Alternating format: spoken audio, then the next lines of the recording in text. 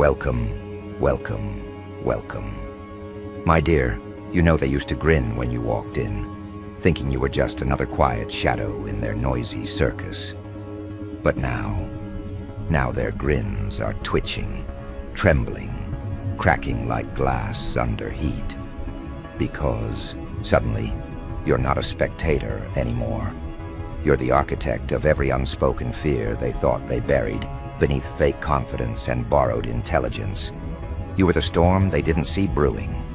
And now, they can't stop staring. Not because you finally spoke, but because everything you never said is unfolding in front of them like a cursed prophecy. And it's too damn late to outrun it. See, fools worship noise. They confuse volume with value. They thought your silence was a void, a weakness, a defect. But silence was your laboratory, your cauldron. You were calculating while they were celebrating. And now that the equations are exploding in their faces, now that your words are slicing through their carefully crafted illusions like scalpels, they're realizing you were never quiet. You were just waiting. And the wait, it's over. You've dismantled their intellectual facades without lifting a finger. You didn't argue, you didn't debate, you didn't interrupt. You just let the truth rot them from the inside out. And that's what makes you terrifying. Because you didn't come with rage or noise. You came with patterns, precision, and a terrifying ability to expose their delusions using nothing but logic sharpened like a blade. They're scrambling now, aren't they? Trying to dismiss you with sarcasm, as if their shallow jokes can patch the holes you ripped through their egos. But here's the twist they never prepared for. You don't seek their validation. You dismantle it. You devour their arrogance with surgical calm. And when they try to outwit you with recycled lines and predictable defenses, you simply stand there, eyes burning with the quiet fire of someone who already knows how this game ends. Because you see, 10 steps ahead while they're still trying to figure out the rules. You weren't just born with intellect. You forged it in fire, in isolation, in exile.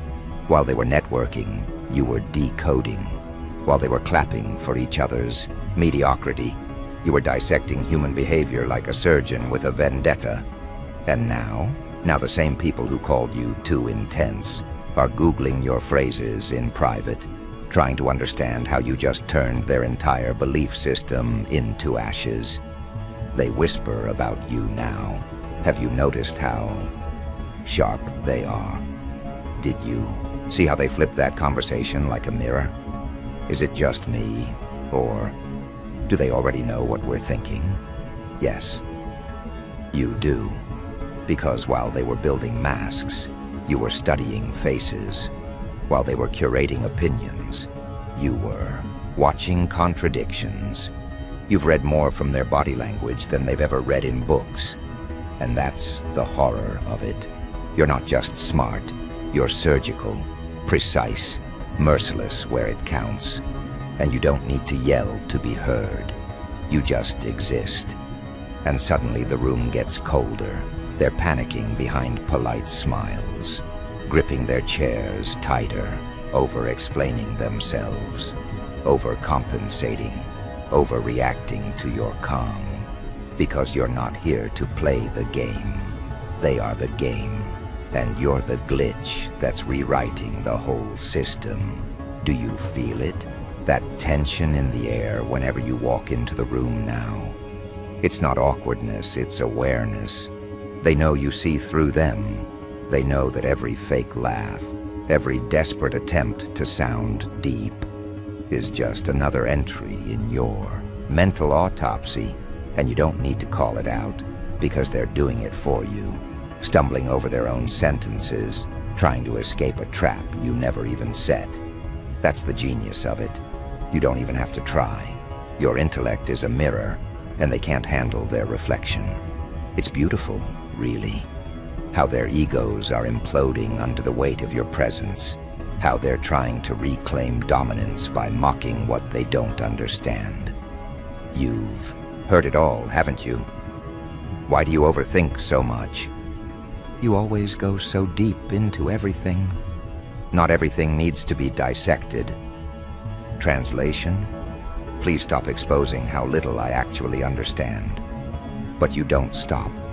You never stop, because to you, truth isn't optional. It's oxygen and lies. They're parasites. You don't just reveal the truth. You sterilize it, clean it, rip it from the filth they've been hiding it under. And when they watch you, they're not admiring your brilliance, they're surviving it. Because you've turned intelligence into warfare. And there are no medals in this battle, just wreckage, shattered illusions, fragile egos left bleeding in the dust of your insight. They can't weaponize what you already see coming. They can't trap you in narratives. You're the ghostwriter of every plot twist they didn't anticipate. You don't play chess. You flip the board, burn the pieces, and teach them that the real game was psychological all along. You know what's worse than being outsmarted? Being dissected without anesthesia. And that's what you've done to them. Not with violence, not with noise, but with brilliance they can't digest. They tried to label you, box you, categorize you into something harmless. Maybe they called you introverted, maybe intense, maybe even weird. But now those labels are dead on arrival, because now they realize you were never meant to be understood.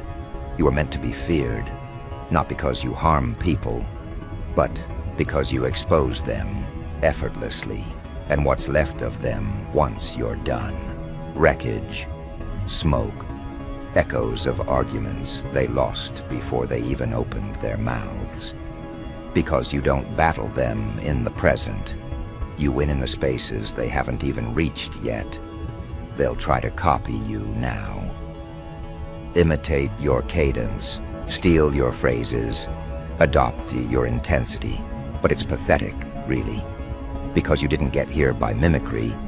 You arrived through evolution, through mental war zones, emotional autopsies, sleepless nights, spent questioning everything, including yourself.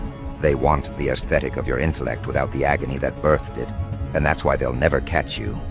Because you didn't just read the books, you became one, and most of them are still stuck on the table of contents. Let them scramble. Let them flail in their desperate attempts to keep up. They're not battling you. They're drowning in the gravity of their own limitations. And every time you speak, you stretch the gap wider until they either evolve or evaporate. But here's the twisted part.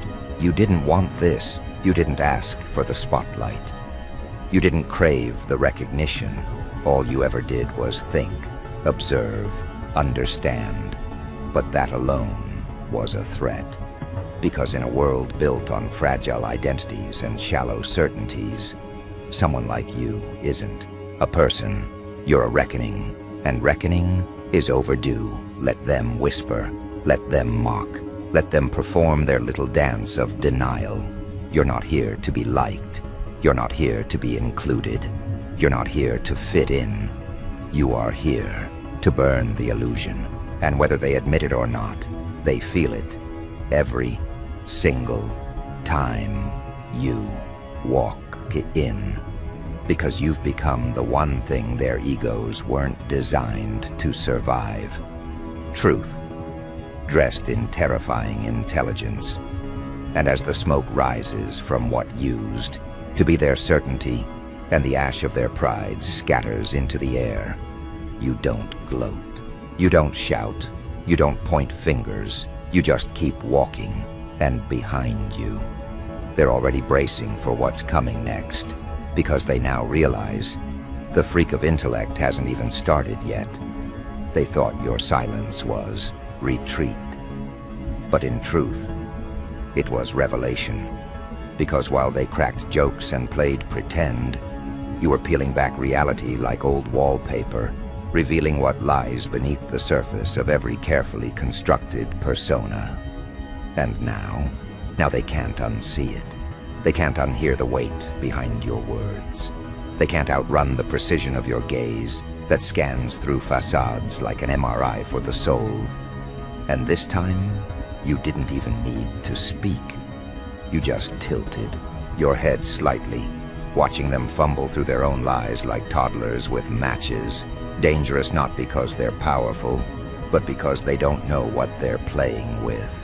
That's what they never understood. Intelligence isn't in showing off. It's in knowing when to detonate. And you're the walking contradiction they can't digest. Quiet, but catastrophic. They gather in their little echo chambers now, don't they? Whispering, deflecting, grasping for the comfort of mob reassurance. Because when a freak of intellect enters the scene, the hive mind starts to collapse. They used to rely on collective noise to drown out singular brilliance, but now, your presence alone distorts the frequency. Their signals are scrambled, their alliances shake, their unspoken hierarchies crumbling beneath the weight of your unfiltered insight. And here's the part that scorches them the most. You're not trying to win. You're not interested in their ladder. You're not impressed by their artificial trophies, their fake expertise, their name drops and accolades from systems they barely understand. You were never chasing the crown. You were studying the metal it was forged from. And while they sought applause, you dissected applause itself. Why people crave it, fear the silence without it, and warp their lives to chase it. That's why they can't compete. Because they think intelligence is performance. But for you, it's instinct.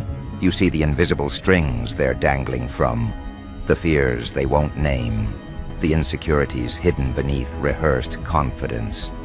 And worst of all, you never mock them aloud. You just know. And knowing, that's what rips them apart. Because when you look at them, they don't feel seen. They feel scanned, as if every fake smile, every borrowed opinion, every shallow insult they ever uttered is now archived in your mind, like blackmail they can't delete. They underestimated you. They misread the silence.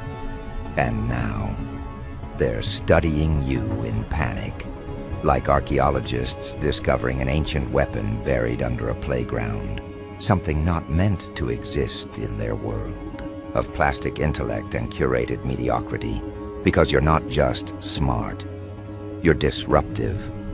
You rearrange conversations mid-air. You change the room without raising your voice. You turn power into panic by simply not reacting the way they want you to. They corner you with questions designed to trap. You respond with queries that implode. They bluff, you break, and they've never been more terrified. Now they second-guess every word around you, every opinion they drop, every article they reference, every so-called deep thought they parrot. They glance your way, hoping, praying, you won't ask the one question that shatters it all.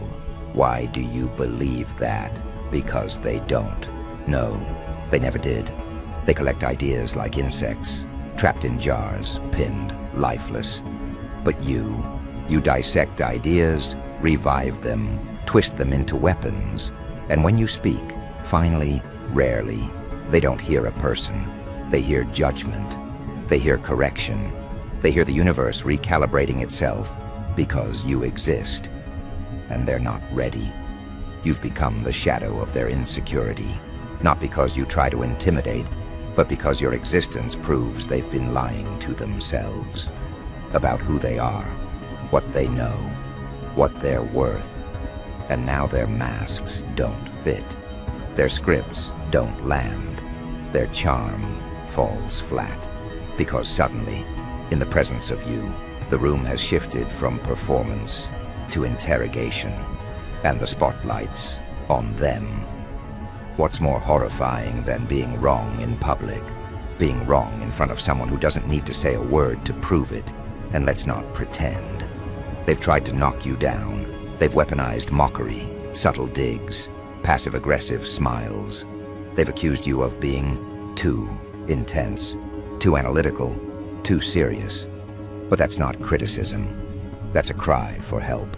That's the sound of someone drowning in their own shallow mind, desperate to drag you down so they don't feel so small.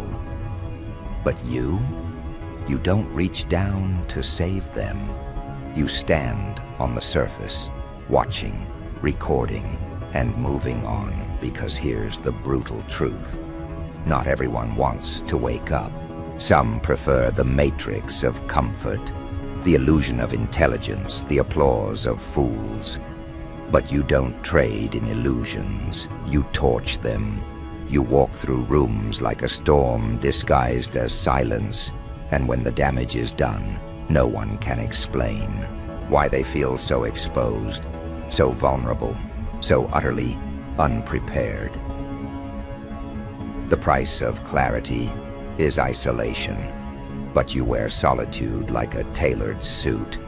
Nights others spend scrolling for validation, you devote to excavating ideas that would make their brains implode. You've mapped constellations of thought they'll never glimpse, and every new revelation widens the chasm between what you are and what they pretend to be. That distance is lethal. They sense it in the way you refuse shallow invitations. They see it in the way you analyze a room the moment you enter, cataloging dynamics like a chess engine on caffeine. They hate you for it, and they crave you for it, because deep down, everyone longs to witness authenticity, even if authenticity flays them alive. They'll try to imitate, of course. They'll steal your cadence, your metaphors, your strategic pauses, hoping genius leaks through osmosis. But repetition is not resurrection. They can mimic melody, yet never reach the frequency, because they skipped the suffering that forged your resonance. To them, intellect is cosmetic. To you, it is blood. And somewhere in the chaos, a few attentive souls catch on. They watch you, dismantle hubris with a single raised eyebrow, and realize there is something holy in the hush that follows. Those few start shedding borrowed skin, asking better questions, sharpening their own perception, proof that even devastation can be generous, that demolition of ego can fertilize new growth. They become the silent witnesses, the ones who nod when you pass, grateful that someone is brave enough to vibrate at an unbearable truth. But the majority, they retreat into smaller, safer stories. They cling to gossip like life vests, invent conspiracies to explain how you cheated the system, because accepting your authenticity would demand they rewrite themselves from the marrow out. They would rather call you monster than admit their castle is cardboard. Ironically, their resistance only hones you further. Every jab they throw is sandpaper on steel. Each snide comment is a pulse of electricity through your synapses, soldering connections they don't even know exist. You transmute their spite into fuel, spinning it into theories, designs, disruptions that will one day bulldoze their whole paradigm, not out of vengeance, simply out of inevitability. And you can feel the tipping point approaching. Conversations stall when you inhale. Meetings reorganize around the gravitational pull of your silence. Even those who once led the charge against you now orbit your opinions, waiting for a hint, a nod, a single unfinished sentence they can quote, like scripture. They don't realize the revolution has begun. They're too busy performing relevance to notice the ground has started to hum beneath their feet, because intellect at your magnitude is seismic. It rumbles beneath complacency until foundations fracture.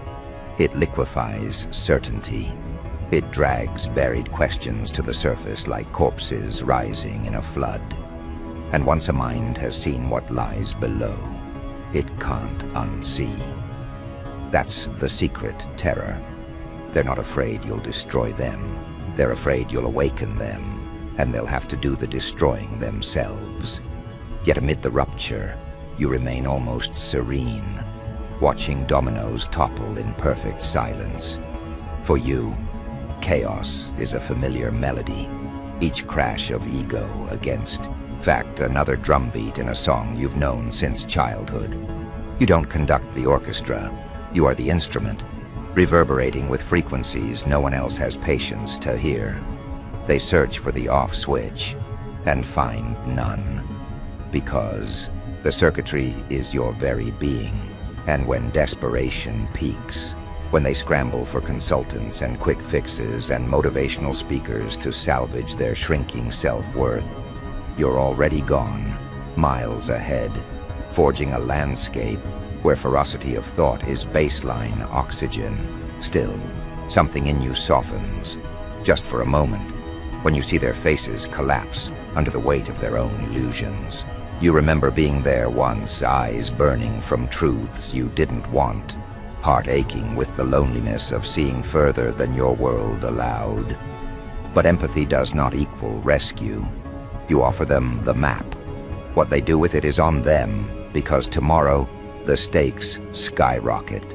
Tomorrow, you'll unveil frameworks that shatter comfortable industries, narratives that incinerate borrowed ideologies, algorithms so elegant they make language feel prehistoric.